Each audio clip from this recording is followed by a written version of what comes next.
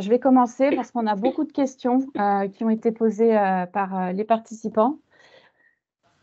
Donc, bonjour à tous. Merci d'être présents à ce direct du droit dédié à la valorisation d'entreprise. Je ne sais pas si vous me voyez. A priori, on m'a dit que non. Il va y avoir un petit problème technique. De toute façon, je ne vais pas intervenir très longtemps. Donc, je me présente.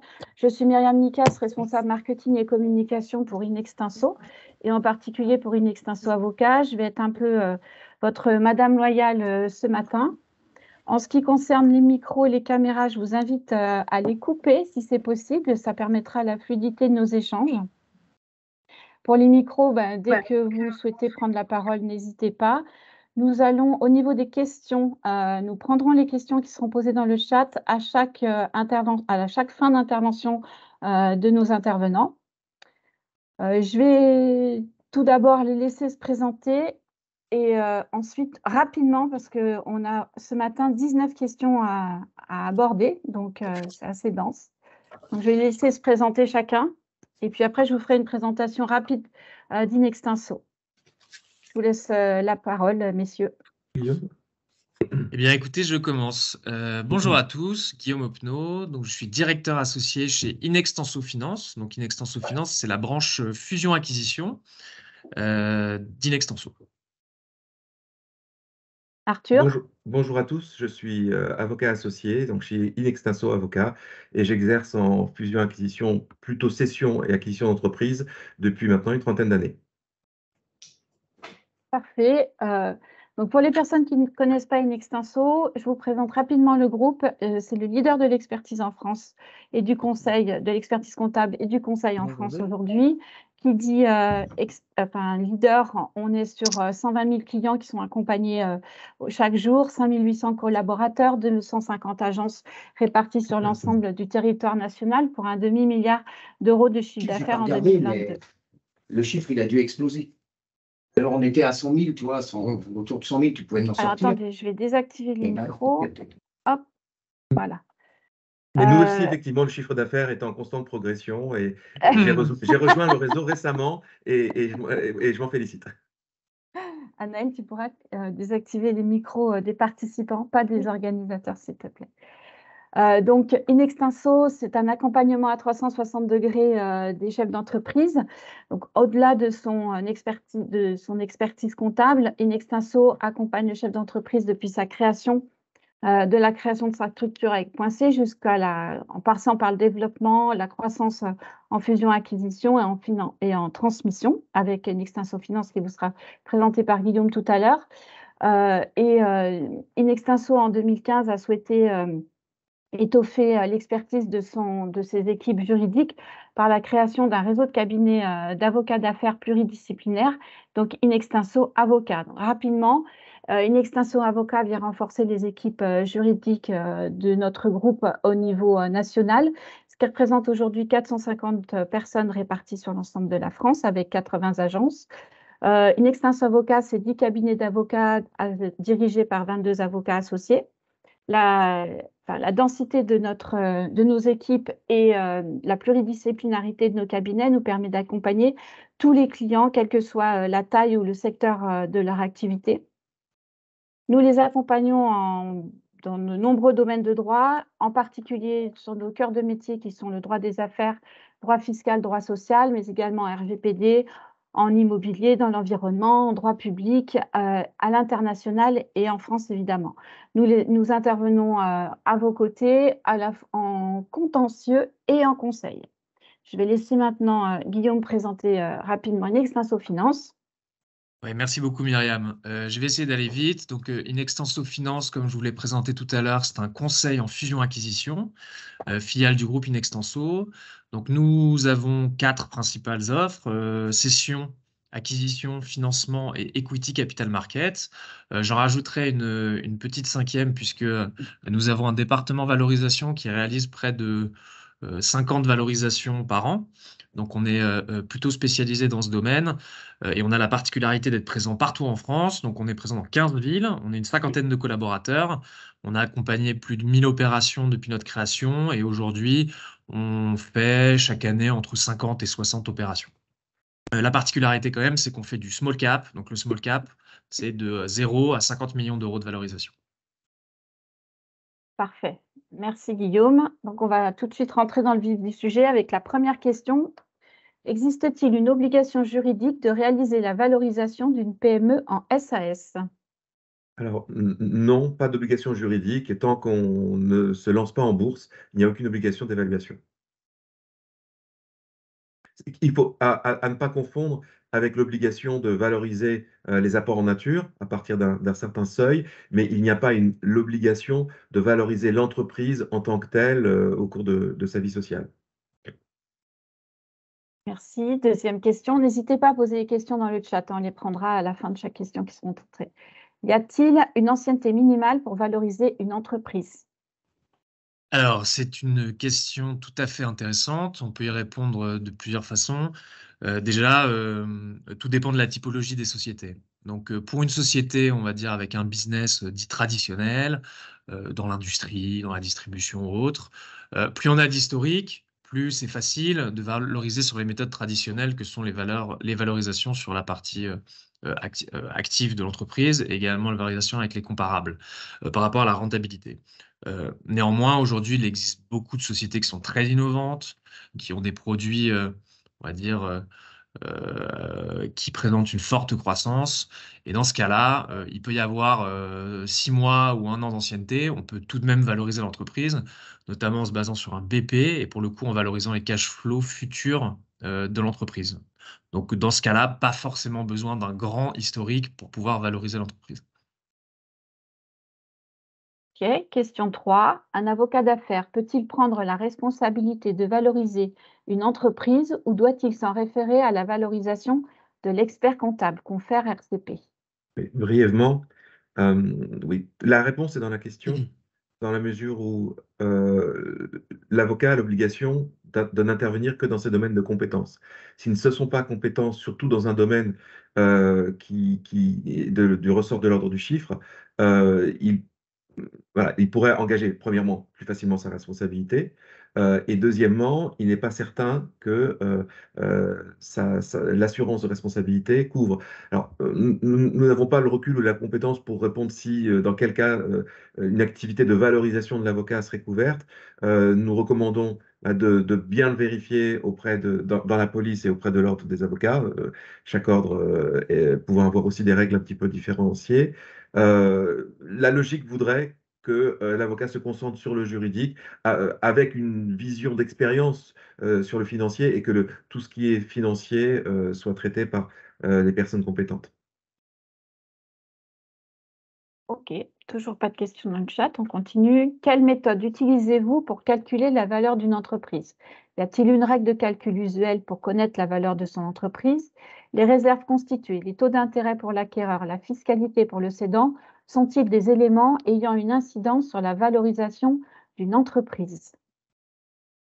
Alors, pour le coup, vaste question et plusieurs questions. Je vais commencer par répondre à la question: y a-t-il une règle de calcul usuelle pour connaître la valeur de son entreprise? La réponse est évidemment non. Il existe énormément d'entreprises différentes avec des fonctionnements différents, des profils différents sur des secteurs différents. Même si les méthodes se recroisent, on ne peut pas avoir une règle unique de calcul de valeur On ne vous entend d'entreprise. plus. Si, on entend bien. C'est bon, c'est moi qui ai un problème de réseau. Alors, excusez-moi. Ok. Donc voilà pour la première réponse. On va passer peut-être un tout petit peu plus de temps sur les différentes méthodes qu'on utilise pour calculer la valeur d'entreprise. Je vais vous en citer 3 principalement qui sont les méthodes les plus usuelles.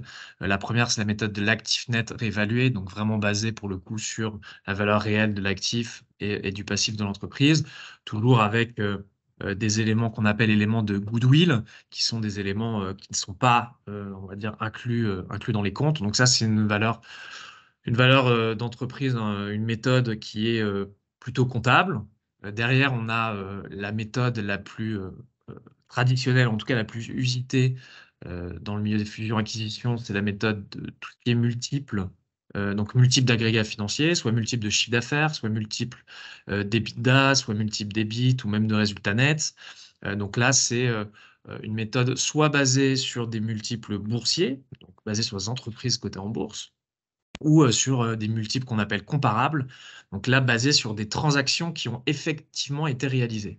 Donc en général, on dit quand même que les transactions comparables, finalement, c'est ce qu'il y a de plus proche de la réalité de ce qui se fait en ce moment en termes de valorisation. On dit souvent à nos clients que finalement, la valeur de leur entreprise, c'est ce qui est prêt à en payer un acquéreur. On peut avoir la meilleure entreprise avec la meilleure rentabilité si personne ne veut vous la racheter, la valeur est nulle. Et puis derrière, on va dire la dernière méthode un peu traditionnelle, plutôt pour les entreprises de croissance, avec une croissance forte, sur des produits innovants. Donc ça peut être aussi une méthode de valorisation des startups, et également des licornes. Donc c'est tout ce qui est DCF, donc Discounted Cash Flow. Donc c'est basé sur l'actualisation des cash flows futurs générés par l'activité, et qui peut être matérialisé dans un business plan. Donc voilà pour les 3 méthodes. Enfin, la dernière question sur les facteurs, on va dire, autres autour de la valorisation. Évidemment que les réserves constituées, les taux d'intérêt pour l'acquéreur, la fiscalité ont un impact sur la valorisation. Je prends un exemple tout simple. Quand les taux d'intérêt augmentent, on peut mettre moins de levier sur des opérations de haut de bilan, et donc ça entraîne une baisse mécanique des multiples. Quand la fiscalité d'entreprise de plus-value de cession est très forte, les vendeurs vont en vouloir plus parce qu'ils vont raisonner sur qu'est-ce qu'il va y avoir dans ma poche. Donc évidemment que tous ces facteurs, on va dire environnementaux et liés pour le coup un peu macroéconomiques et liés à chaque pays, ont une incidence évidemment forte sur la valorisation. Parfait. Question 5. Alors, c'est sur tout ça, c'est sur la session de commerce, le fonds de commerce. Comment valoriser une session de commerce? Comment valoriser un fonds de commerce en étant locataire du lieu? Quand vous procédez à une valorisation d'un fonds de commerce, quels sont immédiatement les points qui vont attirer votre attention ou que vous surveillez pour commencer votre étude? La valorisation d'un fonds de commerce par la moyenne des 3 derniers chiffres d'affaires sur laquelle s'applique un coefficient haut et bas vous semble-t-elle pertinente?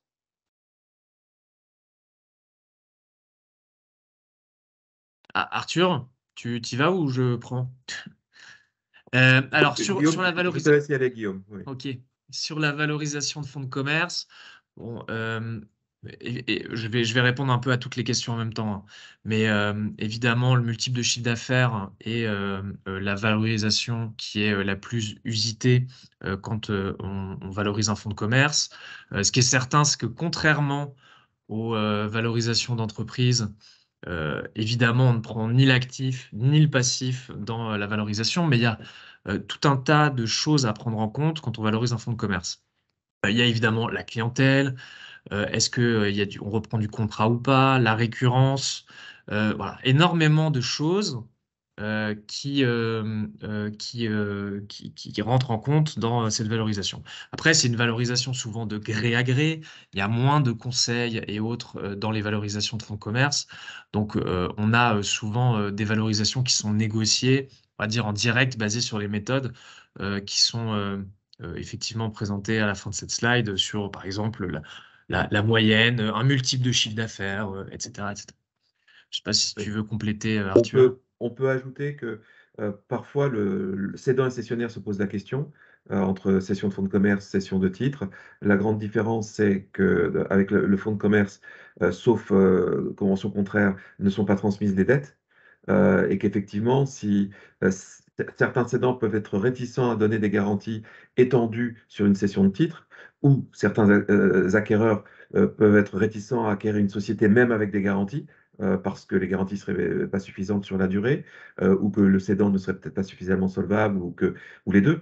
Et par conséquent, ça peut jouer d'une certaine manière sur la valeur, parce que si néanmoins, d'une certaine manière, le cédant veut se débarrasser de la société, ne veut pas rester avec une coquille vide qu'il aurait ensuite à fermer, à liquider, ou qui pourrait même avoir des difficultés à dissoudre ou à liquider, il pourrait être enclin à dire je vends plutôt je vends plutôt les titres. Mon acquéreur, ne voulant pas reprendre les risques, accepte,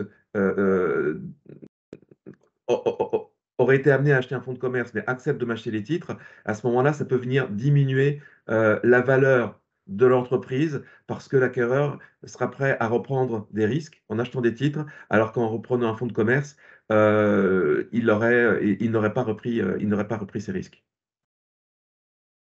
Ok, nous avons deux questions. La première, pour un commerce, quelle différence entre rachat du fonds ou des parts sociales? Alors, en fait, je viens de répondre à la question. Ok, L'essentiel, voilà, je n'avais pas vu cette question. Et c'est la question récurrente. Justement, c'est la notion de. Déjà, une question de convenance. L'acquéreur, lui, pour acheter un fonds, il aura besoin en général, sauf s'il est entreprise individuelle, de créer, enfin, créer une société, je dis en général, mais soit entreprise individuelle, soit quand même créer une société qui peut limiter les risques, et ce qui permettra peut-être aussi d'avoir d'autres conditions pour recéder ce fonds à l'avenir. Euh, le cédant, lui, s'il est en individuel, bon, il va vendre un fonds. Si le fonds fait partie des actifs d'une société, il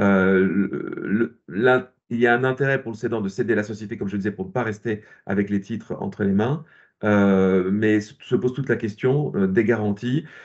En fonction de l'activité, si les garanties sont un sujet, l'acquéreur peut être amené à acheter le fonds, sachant que la fiscalité est supérieure en termes de droits d'enregistrement sur un fonds de commerce que sur des acquisitions de titres de SAS, parce que pour une société par action simplifiée, on est à 0,1% de droits d'enregistrement. C'est beaucoup plus élevé pour une cession de fonds. Et donc, on revient pour reboucler la boucle sur le fait que ça peut être plus intéressant pour l'acquéreur d'acheter des titres de société et il fera la balance entre le risque qu'il prend malgré les garanties qu'on lui donne, la fiscalité moindre, notamment sur les droits d'enregistrement, et le fait de passer aussi du temps, peut-être. Alors, on estime parfois qu'on passe plus de temps à négocier une garantie d'actifs et de passifs pour une acquisition de titres, mais il s'avère par expérience que pour bien décrire les actifs d'un fonds, surtout quand le fonds est exploité par une société, il faut également être très précis et ça peut prendre un petit peu de temps. Donc là, il faut peser le pour et le contre, c'est en fonction des situations. ok. Deuxième question, vous avez parlé des multiples d'agrégats financiers et notamment au niveau des sociétés cotées en bourse pour comparer plus facilement. Cette méthode est-elle pertinente pour les sociétés non cotées et y a-t-il des agrégats qui deviennent plus pertinents que d'autres?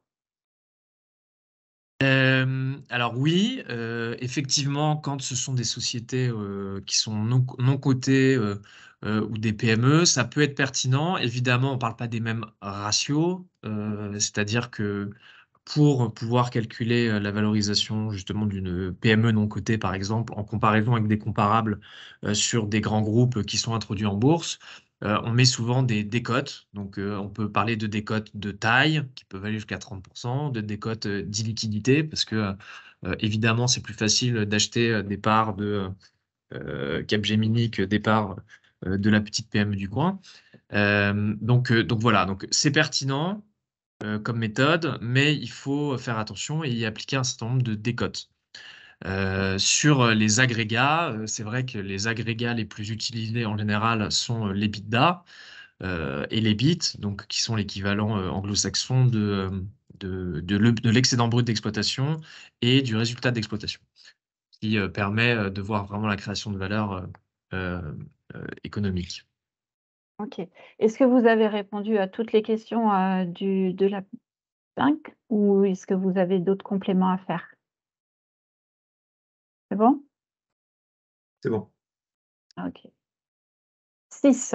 Le PGE est-il considéré comme une dette classique qui vient en diminution de la dette de la valeur de l'entreprise?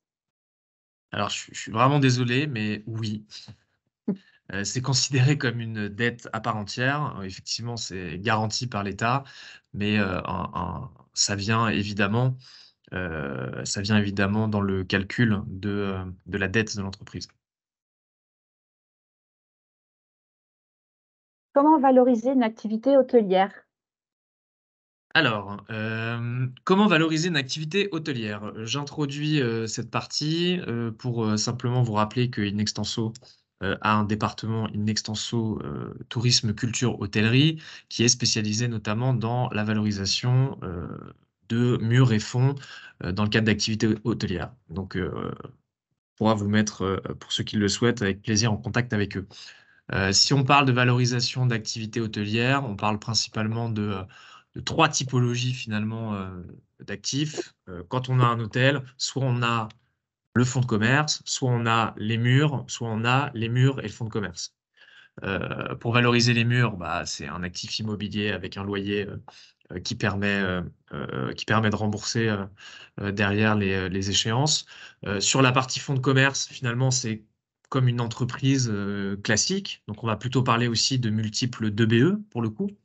En revanche, quand on a murs et fonds, on ne va pas parler donc de multiples d'EBITDA, mais on va parler de multiples d'EBITDAR avec un R à la fin, puisque on va également retraiter les loyers, puisque sachant que les loyers payés par le fonds iront au propriétaire du mur, qui est propriétaire du mur et des fonds, on va parler de rentabilité donc avant loyer. Donc pour les fonds de commerce, un multiple d'EBITDA, pour les murs et fonds, un multiple d'EBITDAR, et pour les murs, une valorisation classique d'actifs immobiliers. OK. Alors, on a une autre question. Comment valoriser une entreprise de service oui, c'est ça, une entreprise de service aux entreprises. Alors, je ne sais pas exactement, monsieur, dans quel secteur est votre entreprise, mais en tout cas, comment on valorise une entreprise qui justement apporte ce service à d'autres entreprises. En général, ça va être soit un multiple de chiffre d'affaires, soit un multiple de rentabilité qui sera plus ou moins important en fonction de la récurrence de votre activité, donc au fait que vous ayez des contrats ou non. Donc, s'il y a des choses importantes à retenir, c'est donc multiple, soit chiffre d'affaires, soit rentabilité. En général, c'est un savant mélange entre les deux, avec un écart type qui peut être plus ou moins fort en fonction des contrats et de la récurrence de votre activité. OK, monsieur est dans l'audit, conseil et la formation, hein, titre informatif. J'ai vu ça. Comment valoriser une société sous contrat de franchise? Arthur? Oui, Guillaume. Les règles de valorisation sont celles qui viennent de vous être exposées par Guillaume, avec une spécificité, c'est le côté fermé de la franchise et de certains réseaux de franchise. Car très souvent, les contrats de franchise peuvent prévoir un droit de préemption au profit d'autres membres du réseau et des formules déjà prénégociées ou en tout cas préécrites dans le contrat de franchise. Par conséquent, la partie souhaitant entrer dans un réseau de franchise devra être attentive à la rédaction de ces clauses, parce qu'au jour de sa sortie, elle sera évidemment liée par les formules et le prix de vente s'il y a préemption au profit d'un autre membre du réseau de franchise. L'autre volet de la réponse est en lien avec ce qu'on vient d'exposer, c'est que s'agissant d'un réseau de franchise, même s'il n'y avait pas de droit de préemption, il y a des investissements qui ont été faits, il y a tout un visuel, hein, tout un investissement en matériel et en présentation qui ont été faits. Par conséquent, céder l'activité en dehors du réseau de franchise nécessitera des frais pour remettre à niveau toute la présentation de l'activité du lieu de vente, la documentation, les papiers en tête, etc., les présentoirs, le type de produit, évidemment. Donc, il peut y avoir un coût que l'acquéreur, en cas de sortie du réseau, prendra en compte et ce qui viendra diminuer la valeur estimée initiale de l'activité qui était sous franchise. Et revendre, pour finir, en dehors de toute clause spécifiant une valorisation, revendre une activité sous franchise à un autre candidat à cette franchise, évidemment, c'est une question de négociation et c'est en lien avec les obligations qui vont de toute manière s'imposer à ce nouveau entrant dans le réseau de franchise. Je ne sais pas si tu veux ajouter quelque chose, Guillaume. Non, si ce n'est que je vois une question dans le chat sur bonjour, une entreprise indépendante en réseau de franchise subit-elle une décote car les repreneurs sont choisis par le franchiseur? Effectivement, en général, les franchiseurs ont ce qu'on appelle un droit de préemption, dont tu as parlé, Arthur, et peuvent choisir la transmission au sein du réseau. Ce qui est sûr, c'est que s'il n'y a pas de repreneur cela pourra être vendu en dehors du réseau. Et ce qui est sûr aussi, c'est que même si le franchiseur, pardon, ne souhaite pas utiliser son droit de préemption, en général, dans les contrats de franchise, il y a aussi ce qu'on appelle un droit d'enseigne qui interdit après la transmission de l'entreprise, même à l'extérieur du réseau, de changer d'enseigne sous les 12 mois ou les 24 mois. Ce qui peut être compliqué. Dans tous les cas, il y a quand même beaucoup de choses qui sont encadrées par les contrats de franchise et je pense que vous devriez trouver pas mal de réponses à l'intérieur de celui-ci. Sur la partie la valorisation d'une entreprise, comprend-elle une partie de trésorerie? Une autre question. Est-ce qu'on ne va pas l'aborder plus tard, cette On question? l'abordera plus tard, c'est ce que j'allais dire. D'accord, ok. On va avancer du coup. Pardon. Comment valoriser une activité d'éditeur SaaS en croissance avec EBITDA négatif, sans produit immobilier? L'ARR serait-il le seul critère? Sachant qu'on arrive à la moitié du temps et on est bien calé sur la moitié des questions, hein. Parfait. Donc effectivement, une question un peu plus technique sur la partie société, en fait finalement que ce soit éditeur ou pas, société en croissance avec un EBITDA négatif. Donc là, on le voit beaucoup en ce moment, notamment dans la presse, dans tout ce qui est valorisation de licorne. On parle beaucoup de l'ARR, donc c'est le revenu annuel récurrent, qui est un item très important, notamment pour les éditeurs de logiciels en mode SaaS. Donc là, on va forcément favoriser la croissance du chiffre d'affaires au détriment de la rentabilité. Donc, à un instant T, les 12 derniers mois, quel était le chiffre d'affaires? Donc en général, ces sociétés peuvent être valorisées vraiment très très fortement. Je vais prendre un exemple. On a vendu il n'y a pas longtemps un éditeur de logiciels qui effectivement avait une grosse croissance et qui a été vendu à un ARR très largement, enfin un multiple d'ARR très largement supérieur à 3 fois. Parfois, on peut être même au-delà de 10, voire au-delà de 20, en fonction de la pente de la croissance.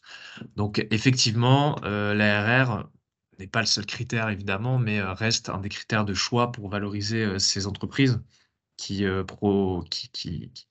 montrent un profil de croissance très important. Est-ce que tu peux expliquer vite fait ce que c'est que l'ARR? C'est l'annuel recurrent revenu, donc le revenu annuel récurrent, Ok. le chiffre d'affaires annuel récurrent. Et ensuite, comment valoriser une entreprise en phase de recherche et d'innovation? Alors, l'essentiel dans ce type d'activité, c'est le temps passé sur la recherche et l'innovation. Donc, on regarde le temps passé, on valorise l'innovation. Nextinso comporte en son sein une activité spécifique de valorisation de la recherche et de l'innovation. Qui pourrait bien entendu vous aider, vous assister sur ce type de travaux. Ce sont des démarches à faire en lien avec le business plan, évidemment. Ces entreprises jeunes et innovantes ont besoin de bien développer dans un business plan les revenus attendus dans les années à venir postérieurement à leur début d'activité. Mais voilà, le point essentiel est le temps passé sur le développement de cette innovation. Et c'est un temps qui se valorise. Parfait. Comment valoriser une cession de titres de société? Alors, Alors, Guillaume, vas-y, je pourrais compléter le cas échéant. ça marche. Alors, ça va répondre à la question qu'il y a dans le chat sur le fait que ça intègre ou pas une partie de trésorerie dans la valeur d'entreprise.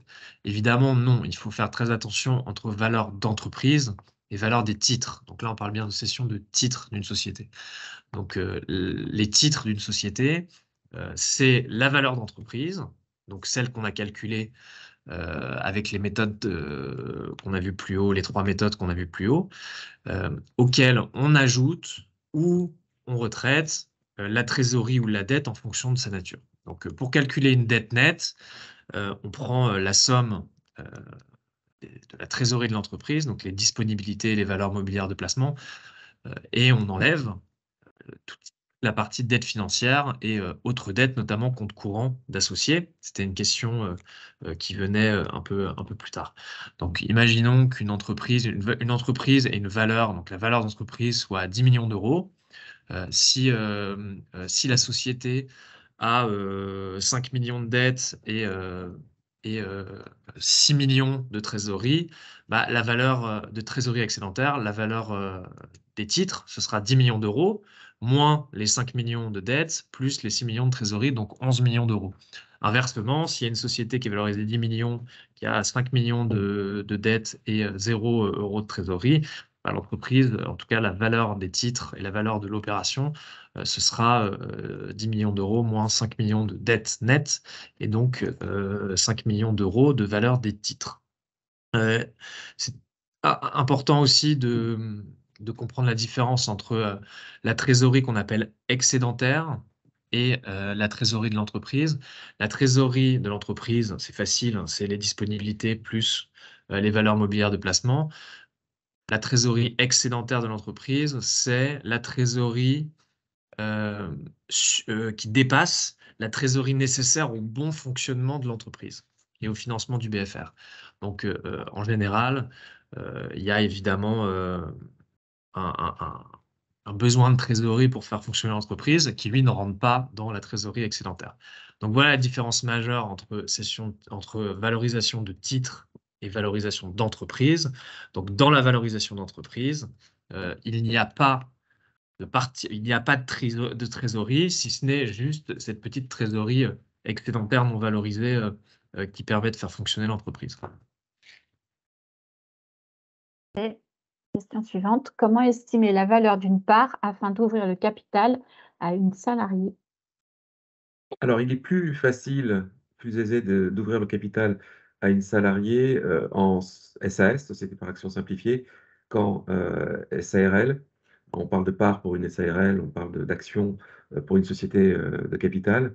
On pourrait imaginer ouvrir le capital, j'étais sur un dossier récent, dans une SARL, mais ça veut dire aider, faire un prêt, l'associé principal ou unique fait un prêt à son salarié ou sa salariée pour acquérir les parts sociales, et derrière, il faut gérer ça avec ou sans pacte d'associé. La sortie est compliquée. Je déconseille d'ouvrir le capital à des salariés en SARL.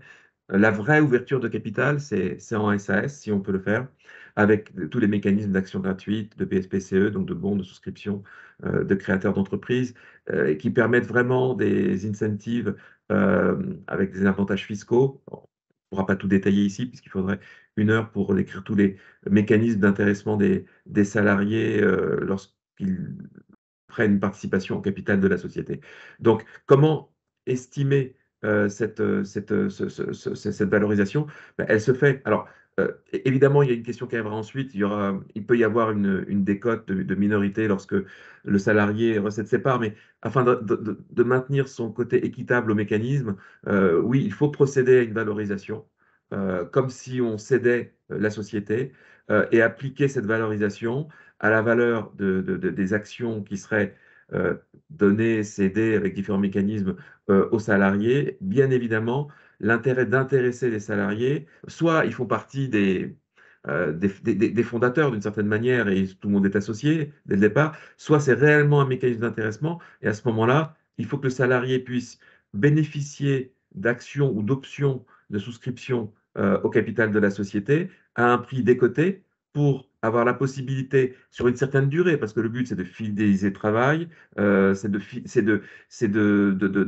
d'inciter le salarié à être impliqué dans l'entreprise et donc de pouvoir réaliser une plus-value à terme sur une certaine durée, sans faire d'aller-retour. C'est pas un investissement boursier, bien évidemment. Donc l'intérêt de cette opération, c'est la fidélisation du salarié, c'est de l'intéresser, de décupler sa motivation afin qu'il puisse effectivement, le moment venu, réaliser une plus-value sur la sortie, qui peut être une plus-value au moment où il quitte l'entreprise, mais avec une certaine durée. Et s'il quitte l'entreprise trop tôt, à ce moment-là, il y aurait une décote sur les actions, sur les options, voire l'impossibilité d'exercer les options. Il y a une jurisprudence assez fournie, notamment dans les groupes plus importants, lorsque des salariés se voient accorder des options, qu'il y a ensuite des restructurations dans l'entreprise qui font que l'entreprise ne réalise pas les résultats attendus parce que ce n'est plus la structure qui existait au départ, voire que le salarié est transféré à une autre société du groupe et qu'effectivement, il ne peut pas bénéficier de l'exercice, du droit d'exercer son option pour acheter et revendre, acheter à un prix décoté et revendre à un prix ensuite supérieur. Parfait. Question suivante. Comment valoriser les savoir-faire d'un cédant? Alors, le savoir... Guillaume, tu préfères intervenir? Je t'en prie, je compléterai. Alors, le savoir-faire du cédant, il y a deux volets. Il y a d'abord le volet apport en nature. Au-delà d'une somme d'environ 25 000 euros d'apport, il faut procéder à une valorisation des apports par un commissaire aux apports. Ça, c'est la partie constitution de société. Je ne crois pas que c'était nécessairement la question, puisqu'on est sur la valorisation, non pas de l'apporteur, mais du cédant. Alors, le savoir-faire du cédant, on est plus lorsque, effectivement, le cédant connaît bien son entreprise, connaît les mécanismes de production. Je vais vous donner un exemple. Une entreprise, il y a 1 ou 2 ans, qui fabriquait des camping-cars aménagés, donc les petits camping-cars, très à la mode, où tout le savoir-faire était entre les mains du fondateur qui souhaitait céder, il avait la cinquantaine. La difficulté était qu'un seul salarié avait disposé d'une partie du savoir du dirigeant et actionnaire majoritaire, et que se posait vraiment la question de l'accompagnement. En général, on prévoit un accompagnement de 6 mois, 1 an, 2 ans par un cédant. Donc l'essentiel, c'est cet accompagnement, c'est qu'il puisse transmettre le savoir-faire de préférence au repreneur, et pas nécessairement à un salarié dont on ne sait pas, parce qu'un salarié, on ne peut jamais l'obliger à ne pas quitter l'entreprise. Le salarié pourrait souhaiter s'installer dans une activité concurrente, surtout s'il n'a pas de clause de non-concurrence. Il pourrait être amené à rejoindre le cédant, qui lui aura aussi une obligation de non-concurrence. Il faut sécuriser la transmission de ce savoir-faire, et sa valeur par rapport à la valeur d'entreprise dépendra de ce que si le nécessaire a déjà été fait dans l'entreprise, donc c'est la valeur de l'entreprise. Si, avec l'exemple que je donnais, si ça repose encore énormément sur la personne du cédant, il y aura différents étages de valorisation de cette entreprise en fonction du fait de la durée pendant laquelle le cédant va rester. Et par conséquent, je reviens à la notion, comme pour les salariés tout à l'heure, de good liver et bad liver, peut-être des termes que je n'ai pas utilisés.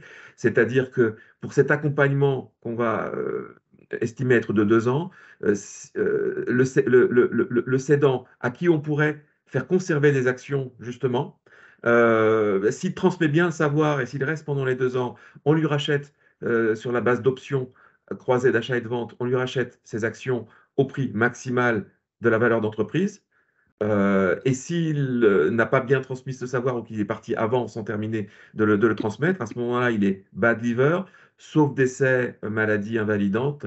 À ce moment-là, il pourra subir une décote sur le prix des actions qu'il aura conservées de 50%, voire même 100%. Et évidemment, pour le cédant, ça aura un impact sur la valeur de l'entreprise. Ce qui est certain, c'est que dans le cas où le dirigeant détient une grosse partie du savoir et du savoir-faire de l'entreprise, pour sécuriser un maximum le prix de cession, mieux vaut un bon accompagnement dans le temps avec une vraie transmission. Ça rassure les acquéreurs et ça permet vraiment de conserver ce savoir-faire qui souvent dans les PME peut être assez unique.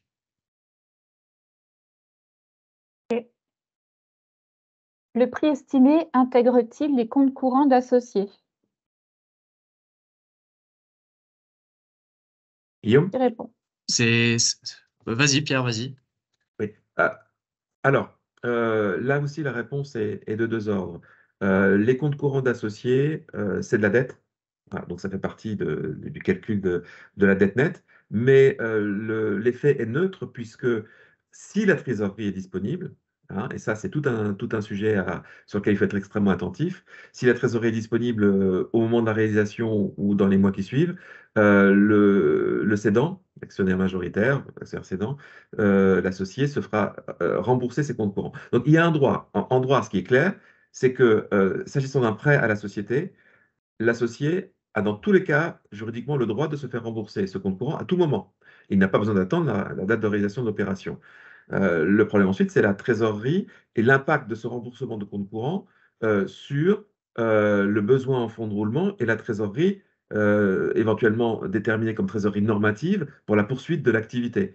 Donc même s'il y a de la trésorerie disponible, évidemment, si on assèche totalement la trésorerie avant ou au jour de la cession pour se faire rembourser ses comptes courants, ça pose une difficulté et par conséquent, puisque les acquéreurs vont déterminer un BFR normatif, un niveau de trésorerie normatif, il se peut que le cédant ne puisse pas se faire rembourser le jour J la totalité de ses comptes courants et que par conséquent, contrairement à ce que je disais au tout début, les comptes courants viennent en diminution du prix de cession.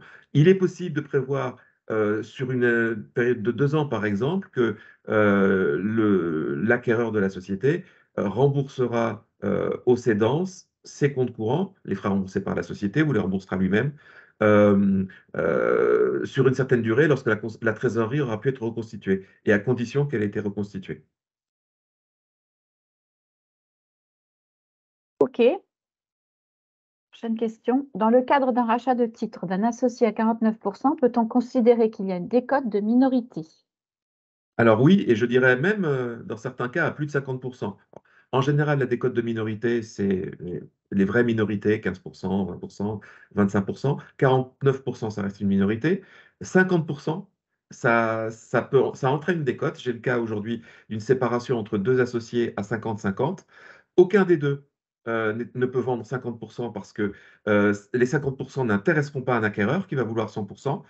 En l'absence de pacte d'associés, il n'y a pas d'obligation pour l'associé non cédant de céder ses titres lorsque l'autre associé trouve un acquéreur. Donc, s'il y a une véritable mésentente, un 50-50 peut constituer une décote de minorité.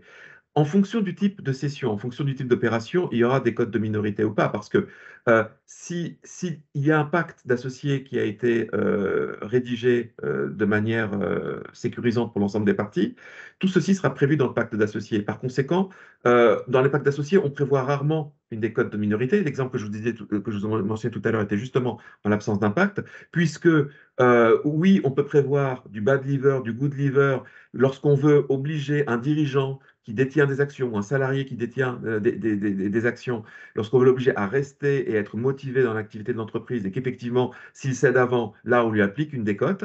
Mais en revanche, le simple fait qu'il ait une participation minoritaire au capital de la société, on va pas dire à toute une série d'associés minoritaires, on cède 100%, on a un acquéreur qui nous propose telle somme pour 100% de la société, moi, j'ai 51, ben, je vais vendre plus cher que vous, et vous, vous avez moins de 51, vous avez 49, seul ou ensemble, et vous allez vendre moins cher parce que c'est une décote de minorité. Ça pourrait même, à l'inverse, constituer un abus de majorité de la part de l'actionnaire majoritaire. C'est-à-dire l'actionnaire majoritaire qui négocierait une opération seul parce qu'il a la majorité, parce qu'il a 51%, et qui dirait ensuite, oui, oui, je me porte fort de la cession par mes co-associés minoritaires, mais qui négocierait un prix plus intéressant pour lui que pour les autres, en disant, ben oui, mais les autres, c'est une décote de minorité, il y a un abus et ce serait punissable devant les tribunaux, ça serait condamnable.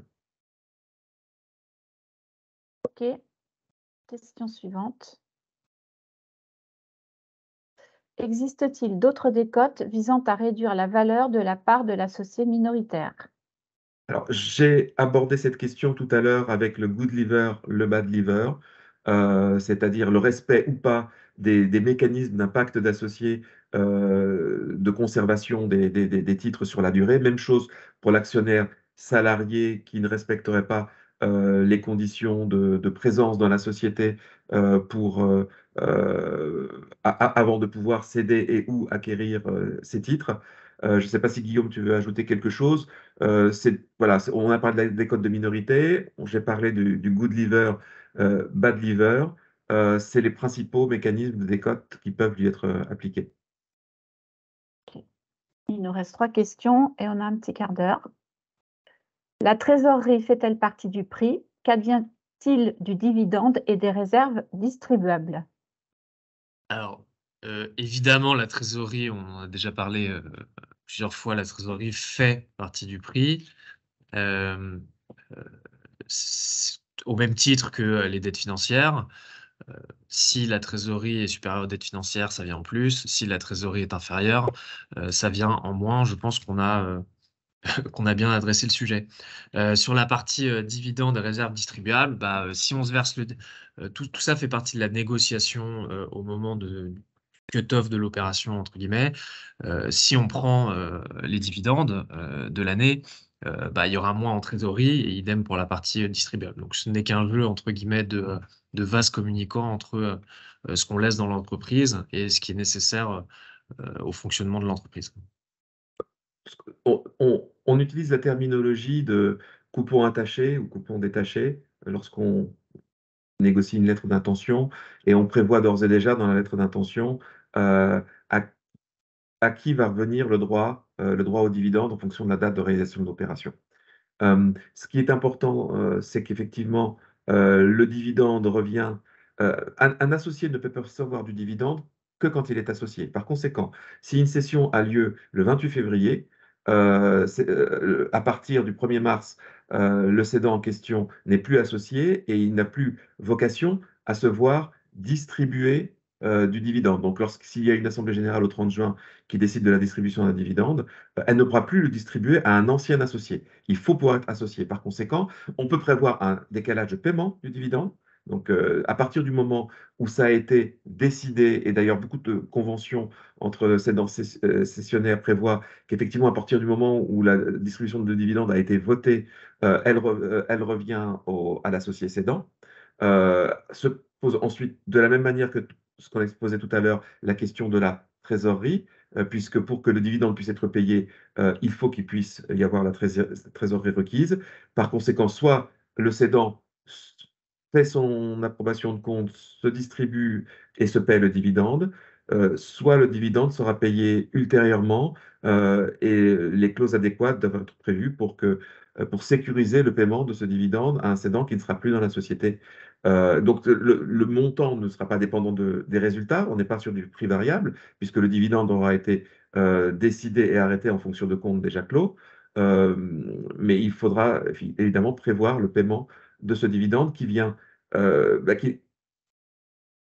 augmenter le prix pour éviter de se distribuer le dividende ne serait pas une solution adéquate, sauf si la société n'avait pas de trésorerie. Et j'ajouterai un dernier point pour terminer tout à l'heure, puisque plus on va augmenter le prix, plus ça va augmenter la plus-value du cédant. Il vaut mieux pour le cédant d'être fiscalisé sur du dividende que d'être fiscalisé sur de la plus-value en augmentant le prix. Donc, autant laisser le prix ce qu'il est, distribuer le maximum de dividendes possible en fonction de ce qui est distribuable.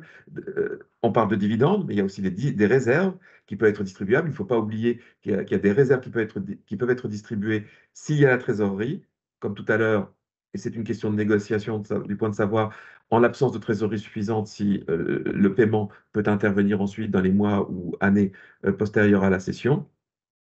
Et voilà, je crois que c'est tout. Ok. Question suivante. Hop. Comment appréhender la valorisation d'une entreprise au sein de laquelle d'importants dividendes étaient versés par le passé et dorénavant remplacés par d'importantes rémunérations? Alors, c'est une question qui est très intéressante car finalement, ça touche du doigt un aspect de la valorisation qu'on n'a pas forcément, dont on n'a pas forcément parlé depuis le début de ce webinaire, c'est les retraitements d'EBITDA et les retraitements sur la rentabilité. Je vais prendre un exemple tout simple. Si l'entreprise fait 1 million d'EBITDA et que le dirigeant se verse 500 000 € de dividendes, la base de la valorisation, l'EBITDA de référence, ce sera bien 1 million d'euros. Si l'entreprise fait toujours 1 million d'euros d'EBITDA, mais le dirigeant se rémunère à 500 000 euros en salaire, donc avant l'EBITDA, en fait, finalement, quand on retraite le salaire du dirigeant, la vraie rentabilité, c'est plutôt 1,5 million. Donc, l'EBITDA de référence sera 1,5 million. Donc, c'est bien les retraitements, que ce soit en positif ou en négatif, qui permettent de faire varier l'EBITDA de référence, finalement l'EBITDA normatif. Quand on parle d'EBITDA normatif et de retraitement, il y a tout un tas de retraitements qui peuvent avoir lieu pour calculer cet EBITDA normatif. Il y a la rémunération du dirigeant, il y a des frais supérieurs à ce qui devrait être pris, entre guillemets, pour que l'activité fonctionne normalement, des véhicules de fonction, des loyers qui seraient peut-être un petit peu survalorisés par rapport aux loyers de marché, etc., etc. Donc c'est très intéressant de faire ce travail sur quelle est la vraie rentabilité de l'entreprise et pas simplement la rentabilité qu'il y a dans les comptes, puisque en règle générale, on a tout de même, que ce soit en positif ou en négatif, un certain nombre de reclassements et de retraitements qui permettent de calculer cet EBITDA normatif. Donc typiquement, sur la question sur la valorisation de l'entreprise, au sein de laquelle l'important dividende était versé par le passé, dorénavant remplacé par d'importantes rémunérations, eh ben, si je suis cet exemple, il y a quelques années, l'entreprise faisait 1 million.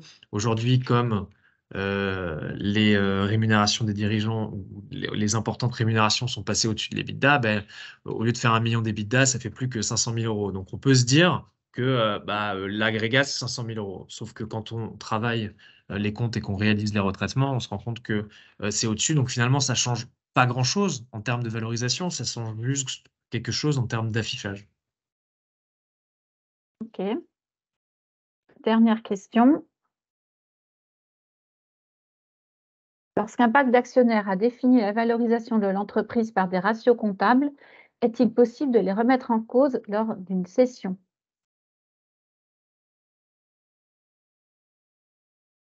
Voilà. Alors,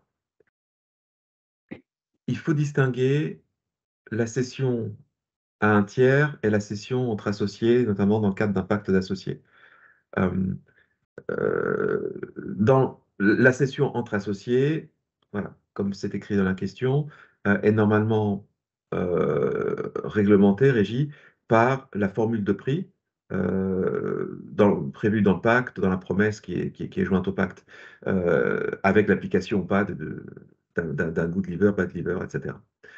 Donc, remettre en cause ce qui a été écrit, ce n'est pas possible et ce n'est pas l'objectif de la désignation d'un expert n'est pas de remettre en cause la formule, puisque l'intervention de l'expert qui est prévue au pacte, en cas de désaccord sur les parties sur le calcul du prix, c'est uniquement sur les aspects d'application de cette formule. La dette nette aura été définie dans le pacte lui-même, mais ensuite, effectivement, sur la manière d'appliquer cette formule, il peut y avoir un désaccord entre les parties, notamment il peut y avoir surtout un désaccord sur la manière dont ont été arrêtés les comptes qui servent de référence à l'application de la formule. Et à ce moment-là, effectivement, l'expert, lui, il peut intervenir pour revoir et contester les comptes, les comptes de référence, si c'est comme ça que c'est prévu dans le pacte d'associés.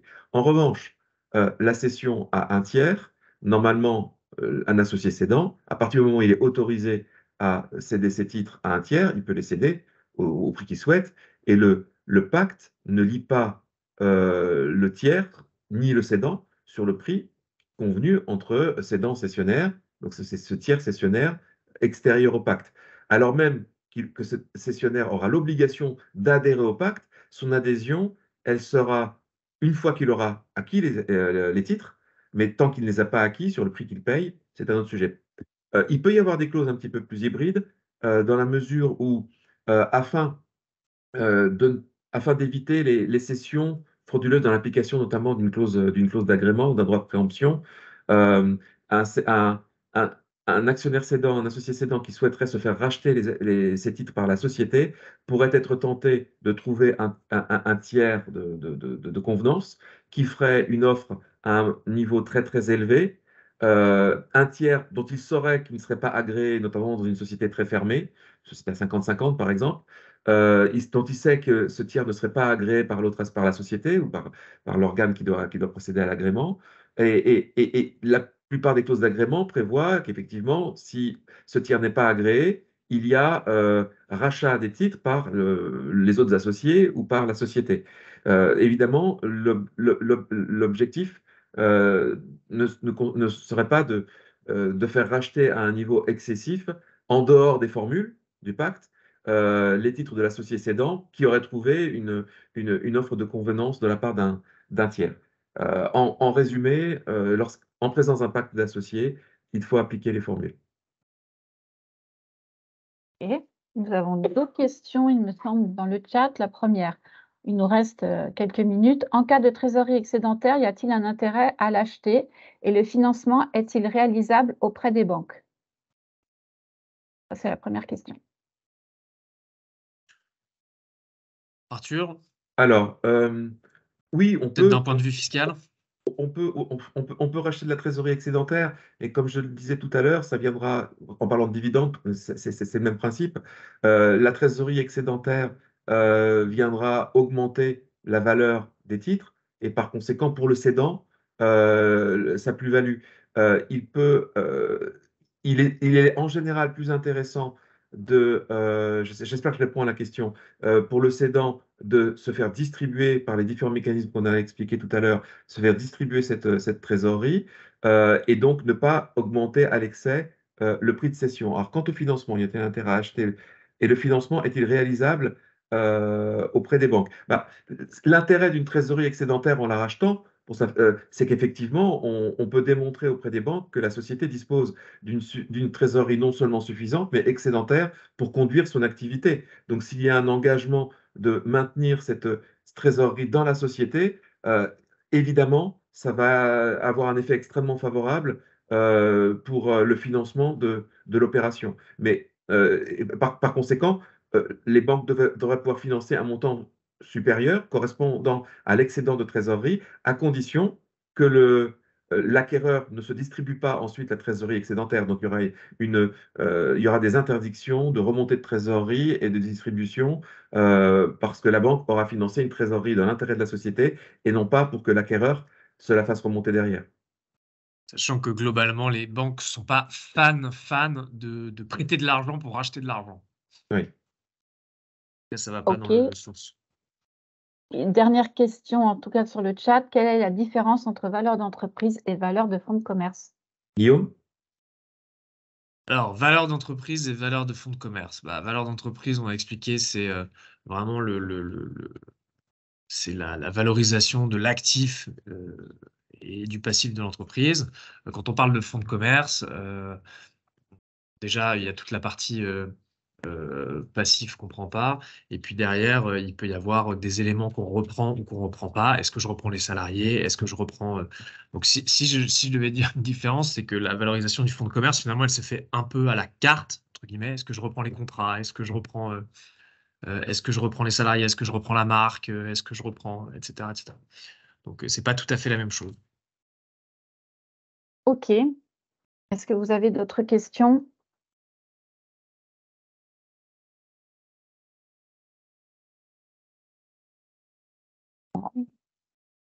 Eh bien, écoutez, il est bientôt 12h30. On va clôturer ce direct du droit lié à la valorisation d'entreprise. Vous voyez à l'écran les prochains directs, donc je vous invite à vous inscrire par anticipation si ces sujets vous intéressent sur notre site, directement sur notre site. Pour ma part, je vous enverrai le replay de l'émission. Donc, Monsieur Young, vous pourrez voir les 3 méthodes de valorisation qui sont habituellement utilisées et répondre à votre question. Et également dans ce mail, vous aurez un petit lien vers un formulaire de satisfaction pour nous donner un petit peu votre avis sur l'organisation de cet événement, les réponses, la qualité des interventions et éventuellement améliorer nos prochains directs. Voilà, écoutez, merci à tous et puis nous vous souhaitons un bon appétit. Merci beaucoup. Merci. Au revoir. À très Merci bientôt. Au infiniment revoir. pour votre temps. Au revoir. Merci beaucoup. Au revoir.